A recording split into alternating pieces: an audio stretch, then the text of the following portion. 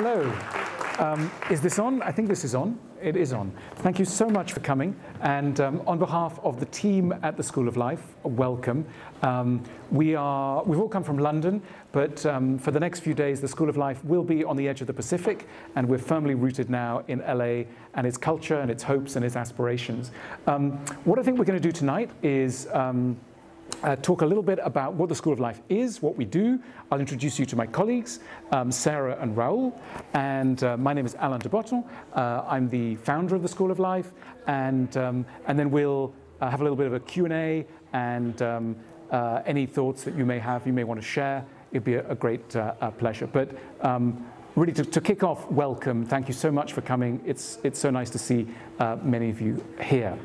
And we painted the School of Life over the door, and we just saw who would come along.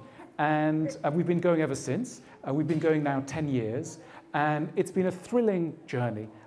What I've learned is that there's a real, I mean, it sounds ironic to say it in a bookshop, but we need more than just books. Books are essential. But what we also need is a little bit of what we've got tonight, which is community, and people bringing their own bodies to a particular physical space and sharing and talking about ideas and thinking through things with other people.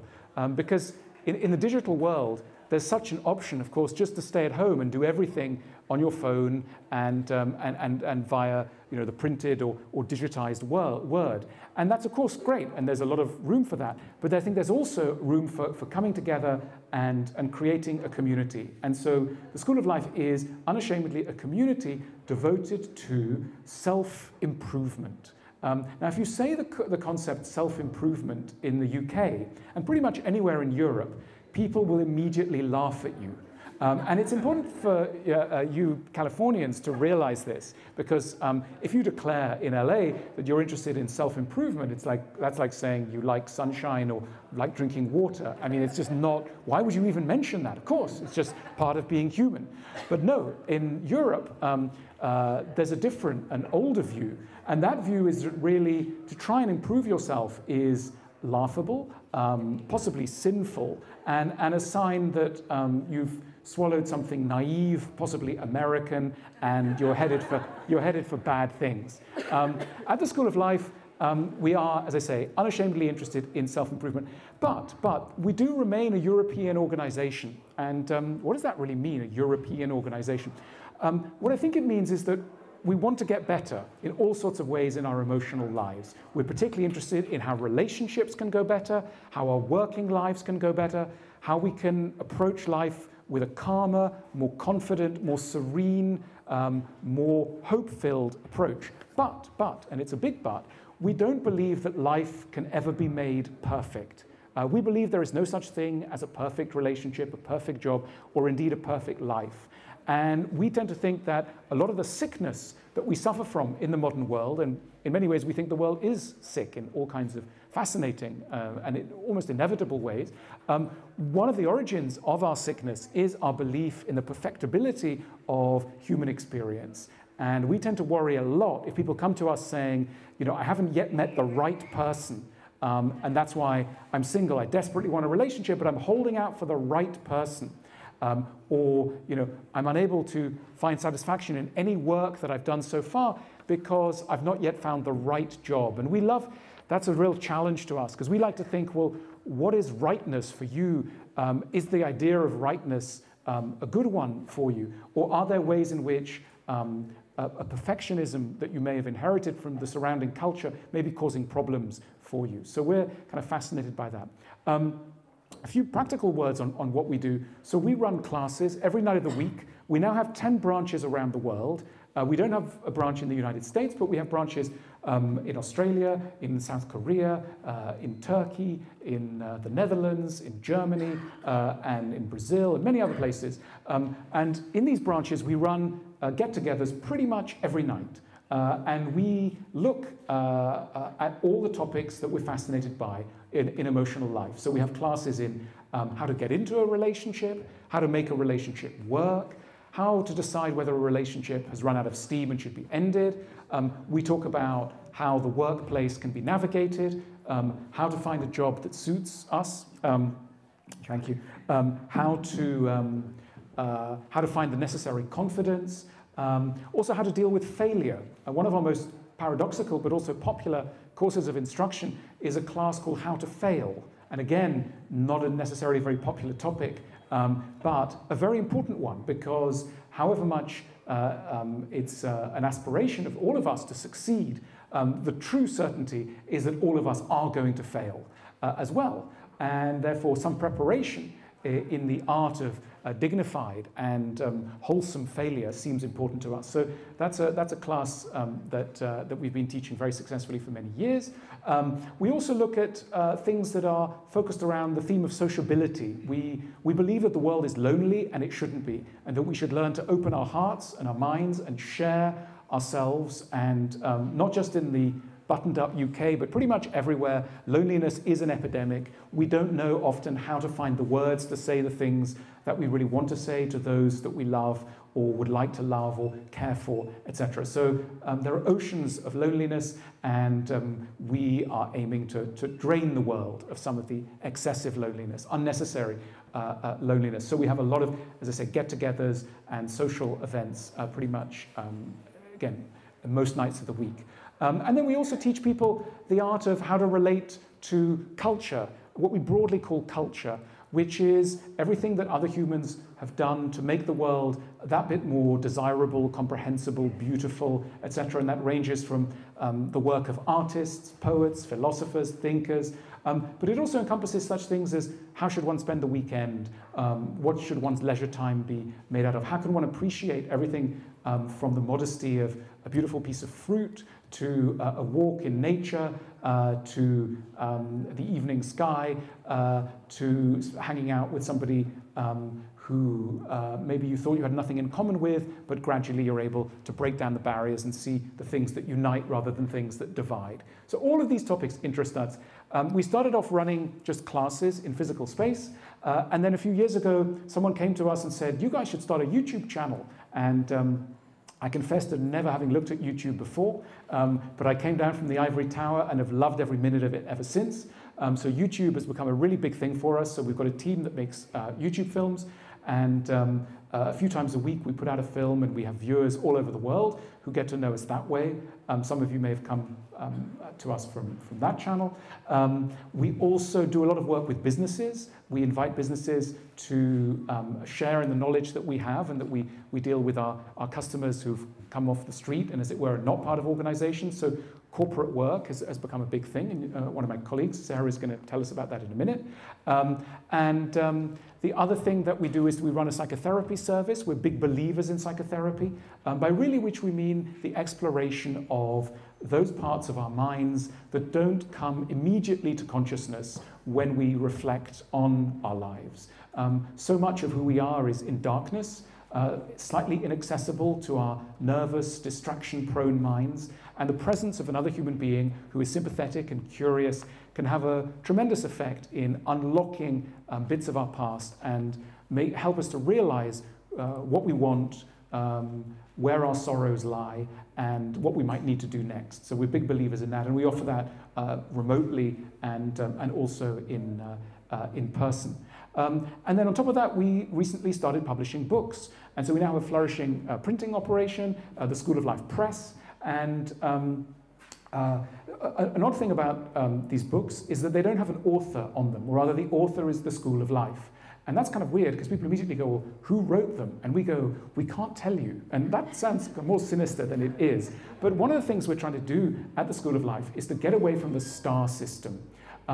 Most of the ways in which human beings have learnt about emotional knowledge and wisdom down the ages has always been in the hands of one or two inspirational guru figures. You become a follower, and it might be of Plato or of Aristotle or of Anthony Robbins or whoever it is. We think that there's another way of doing this, which is to make wisdom and knowledge and emotional experience a collective project that goes beyond the insights of just one person, and that encompasses lots and lots of people.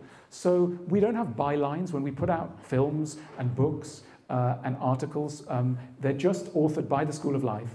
And the idea came to us when I don't know how many of you read the British economics magazine, The Economist, but one of the things that fascinated us about The Economist as a publication is that it has no bylines, it has no authors, and yet it sounds like it was written by one person. And we love that idea that you could try and create a voice that would be sound like a person, and indeed like quite a nice person, but it wouldn't actually be one person. It would be many people singing, as it were, from the same kind of hymn sheet. So that's what we've done, and I think that when you read our books, you won't be able to tell who wrote them, but they'll sound like somebody who should be like a friend who is the School of Life. And as it were, that is a collective effort. So we're proud of that, but it's a slightly odd thing. And if you come up to any of us at the end and say, can you sign our books? The technical answer, the answer we've been given by our people is no. But because you're all very nice, we can. But I think as a deeper point, really something to take on board is this is a collective. And so what you're getting a sign of is the School of Life in general. So let me tell you just a few of our kind of core beliefs at the School of Life. I thought I'd run through some of our core beliefs before handing on to my colleagues. So I think I touched on it just now, but one of the core beliefs is human life is imperfect. The human animal is an imperfect creature. And this is a big thought because one of the ways of dividing societies and cultures is, does this culture fundamentally believe that life is tragic or that life is perfectible? And if you divide, you can look at different societies, and as I hinted a few minutes ago, most of European civilization is based on a tragic model, which is that human life is not perfectible. There is no such thing as a perfect anything. And perfection is relocated in the next world or in another world. And this is really why the idea of God has held such a hold on certainly European civilization. You don't build paradise in this world, paradise exists in another world. The modern world, and this is a world that took shape, well, a little bit in England, and then when some Brits went over to the US, it really took hold here on American soil. A different idea came about, which is that actually perfection could be found in this world, that we could build the city on the hill here, that paradise, if you like, was within reach of the enlightened right now. Not tomorrow, not another day. It could be done right now. And this merged with another very powerful force in modern civilization, which is the belief in science and technology. So science, technology, and this faith in the perfectible united to form a philosophy of perfectionism. And at the School of Life, we tend to feel that in many areas we are victims of this ideology. However well-meaning it is a rather cruel thing to tell anyone that they will taste perfection in any area. And though it seems like the most humane and kind and optimistic thing, it carries with it a really big pressure of expectations, which generates ultimately envy, rage, fury, and terribly low self-esteem. What's the biggest section of a self-help department in any modern bookstore? It's around issues of self-esteem. We have a terrifically hard time tolerating ourselves and what we've achieved and who we are. Why is this? Because in relation to the hopes that are invested in us, what we've achieved is very puny. But it all depends, of course, on how you're viewing the human animal and what we can do. It is an amazing achievement that we're all here, that we're all standing, that we're all able to talk, that we're all roughly functioning. That is fantastic. And one of our favorite thinkers at the School of Life is a wonderful British psychoanalyst and therapist called Donald Winnicott. And Donald Winnicott was the originator of the phrase good enough. And he used it in relation to parenting. He was an expert on childcare, and many of the people who came to him were terribly worried about what a bad job they were doing as parents. And they were having a terrible cycles of anxiety whereby their fear that they were terrible parents was really impeding their ability to parent. And he famously came up with the saying that most parents are good enough parents. And this is designed to take some of the pressure off us at the idea that we must be perfectible. So the notion of being good enough, the notion of being broken is quite important. This is an old idea that you find in Christianity. In Christianity, we meet in the early versions of Christianity, there is this idea that human beings are broken. That there is no such thing as a perfect or a perfectible human because we're all kind of sinful, kind of lost, kind of confused. Human life is kind of a dream. We'll only ever glimpse as it were, real insight. Things will only make sense at brief moments, little epiphanies, use the Greek term, but the rest of the time we will be, in a miasma of confusion, and that's okay. That's the human lot. And of course, that is where friendship comes from, because at the School of Life, we're very keen on the notion of friendship, but what is friendship for? What's it about? Partly, it is about vulnerability, and our inability to be the perfect people that we would love to be means that we need support. Life should be a giant support group. I mean, people sometimes say, I've got an alcohol problem, I need a support group. We need a support group for life, and this is what the School of Life is, a support group for life, where many of the sorrows, beginning with the fact that we're all dying and with absolutely nothing we can do, to the fact that in many ways we're lonely and sad and confused, all of these things can be the basis and should be the basis of friendship. And sometimes people make the terrible error of thinking that the point of a friend is somebody to share your success with. And of course, sharing success is great at points, but really what a friend is for sharing vulnerability. And it's amazing how much, particularly still in male friendship, that is a hurdle to climb. We still have such difficulty revealing our more scared, anxious, childlike, broken bits of ourselves. But at the School of Life, this is firmly what we believe that friendship is for. Incidentally, some of you in the room may be coming. We're mostly here to launch a conference, which we're doing, a 3-day event starting tomorrow afternoon. If you want, any of you who don't know about it, come and talk to us. There's still some tickets available if you want to come.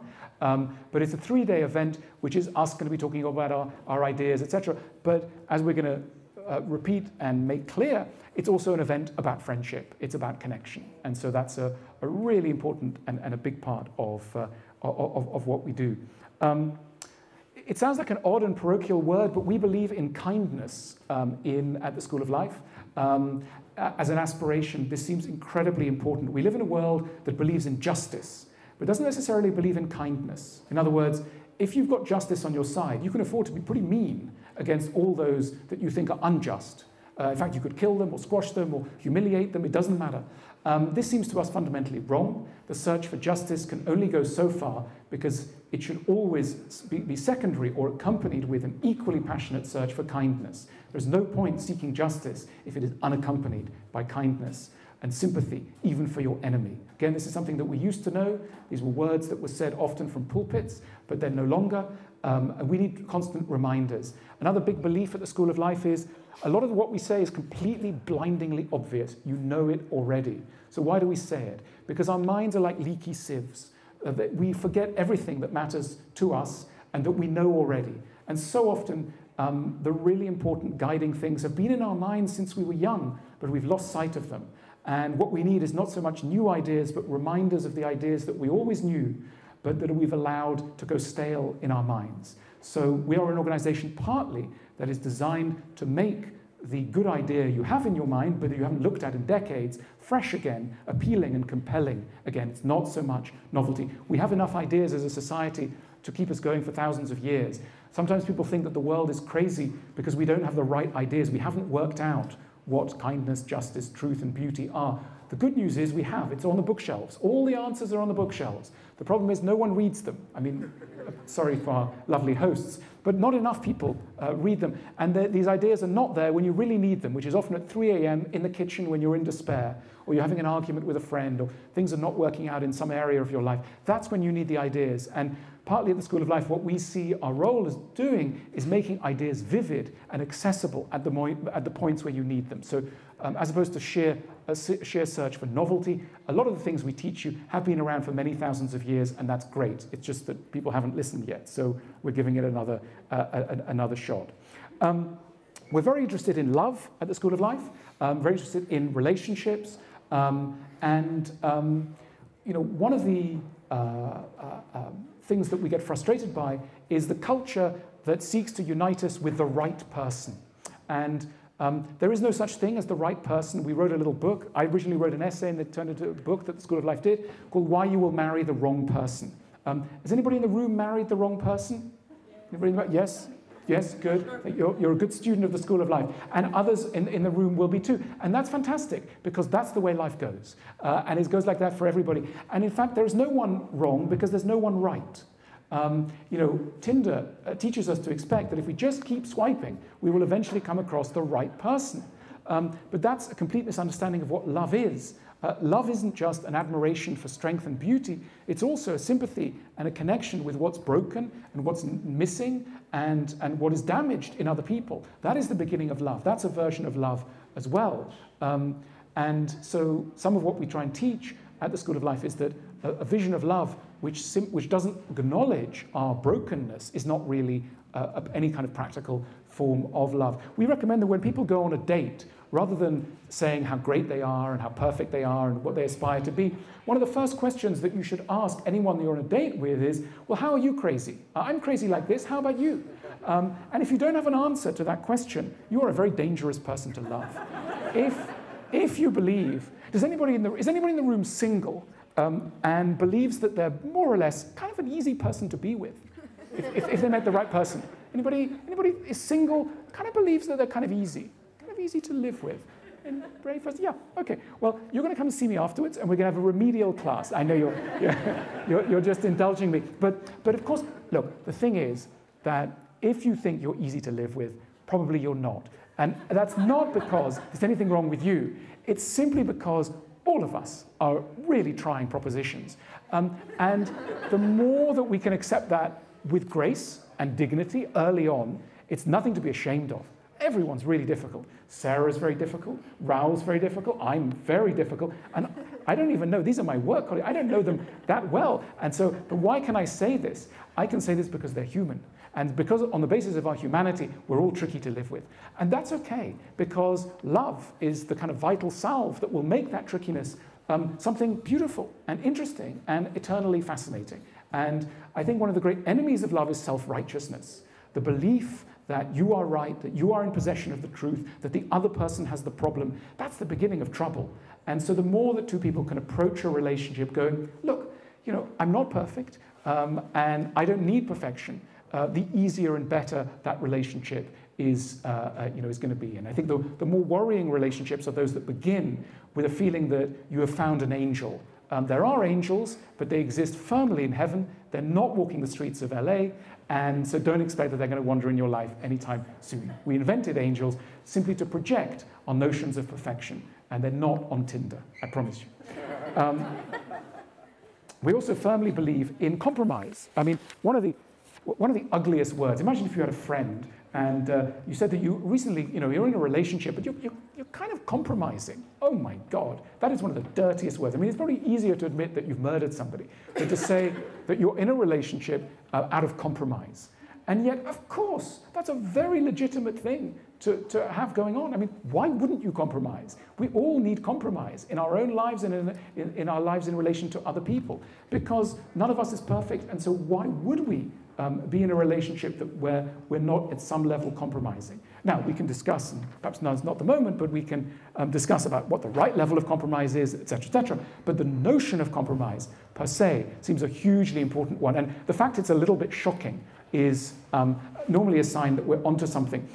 We have a rule at the School of Life that, many people will use the word romantic at various points, and they'll say, often the sentence is, that's not very romantic. So if you say to somebody, I met somebody and we discussed how to arrange the laundry cupboard. People say, that's not very romantic. Or I met a prospective partner and we discussed money, what your expectations are. So people go, that's not very romantic, etc. Now, our rule of thumb at the School of Life is, every time you hear the sentence, that's not very romantic, normally that's a sign that you're hitting upon something essential to making a relationship work. Almost all the things that romanticism, that movement of ideas, which gave us the notion of romantic love, almost everything that romanticism tells us will help a relationship actually won't. One of the most troubling ideas that romanticism has given us is that we're going to be able to find our ideal partner by intuition, by a special romantic feeling. And so people will call this feeling a feeling of chemistry. They'll say, I went out on a date and had a fantastic feeling of chemistry. So I'm thinking this is the person for me. Generally at the School of Life, we believe that if you have a feeling, don't follow it. It's probably wrong. Do not go with your feelings.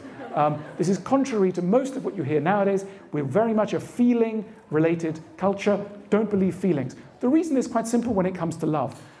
most of our feelings are, and you don't need to be Freud or a fully signed up believer in psychotherapy to acknowledge the fundamental truth here. Most of our feelings are generated by our experiences in childhood.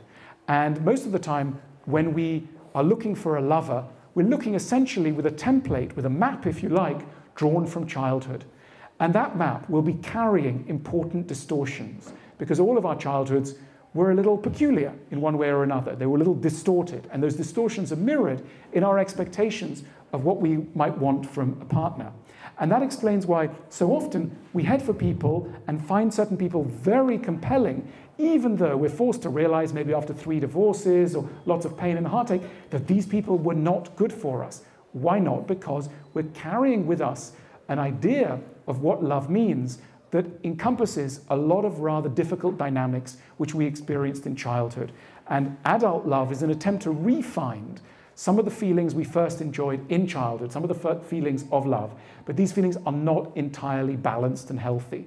And that is why we often head for partners who are less inclined to make us feel happy than they are inclined to make us feel familiar.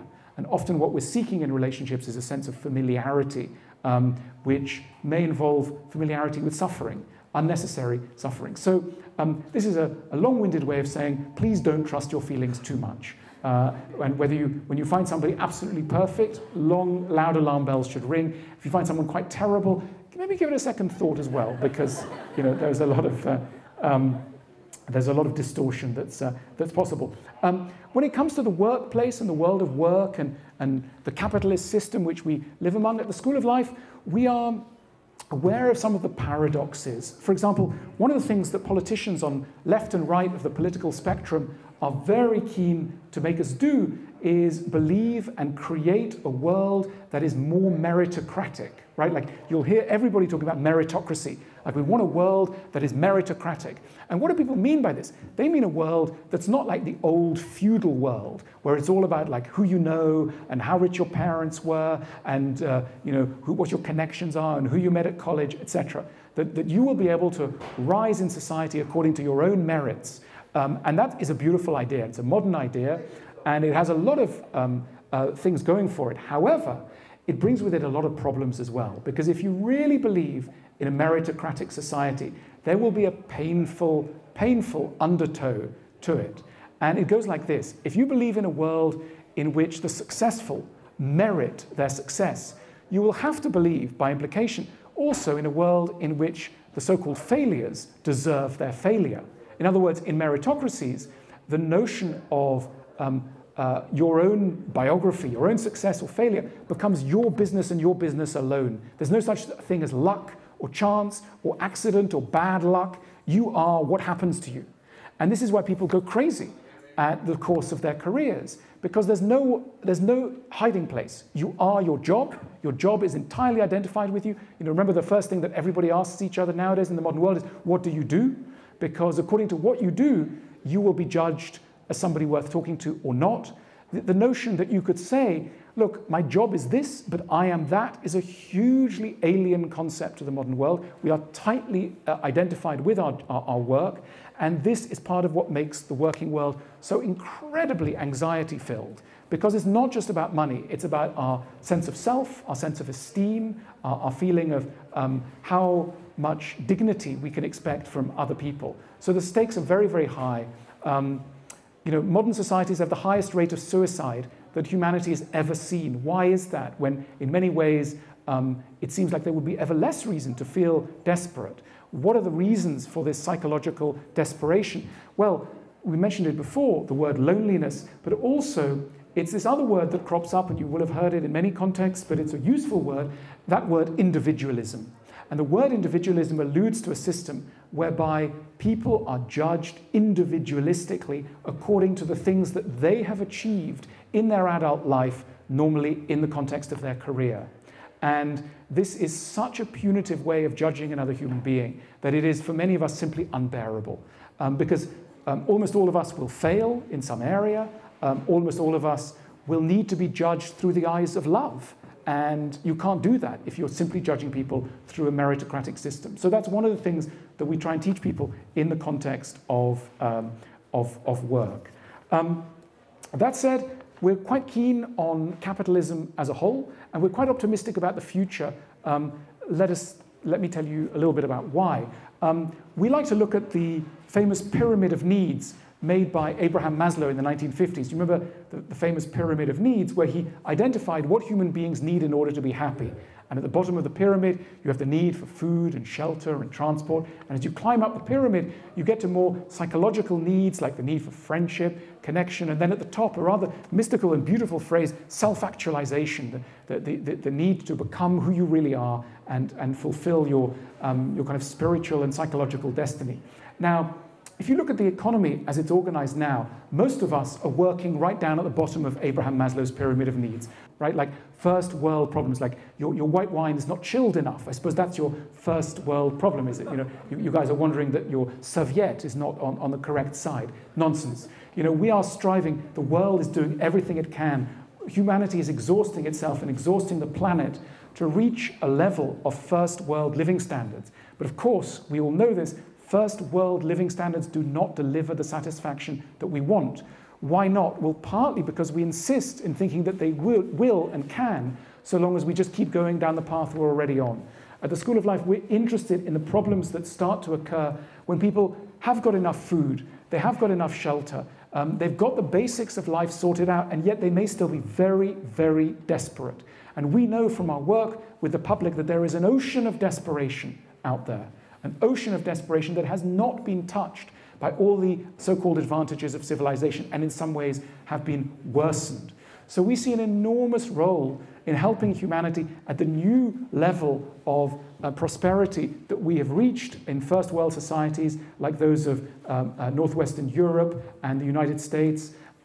These are societies that are showing us how the whole world will be in 50 or 100 years' time. And those problems, unless we do something, will have only worsened. And so we're interested in solving those problems that are not touched, as it were, by a broadening prosperity. Even though we tend to think that will be the answer, it is only part of the answer. So that's what we're doing. And we're hopeful that there is work to be done, an enormous amount of work to be done. And that's what the School of Life is engaged in doing. And thank you so much for joining us, at least in a modest way here tonight, as we set about on our journey. I should say we're very inclusive. We'd love you to join us in all sorts of ways, big and small. The smallest way in which you can join us is to join our app. We're on iOS and on Android. We have an app, the School of Life, and you can come and read our articles, meet other School of Lifers, talk about issues, find connections, find points of interest in common. You can come and work for us. We have jobs in all sorts of areas, and our websites around the world are always advertising jobs. We need talented people, people who believe in our mission. And also what we need is you to come along and hear what we have to say, look at our books, look at what we're doing. So thank you so much for listening to us this far. I'm now going to hand on to my colleague Sarah, who's going to tell us about how the School of Life works with businesses, which is an important part of what we do. Thank you.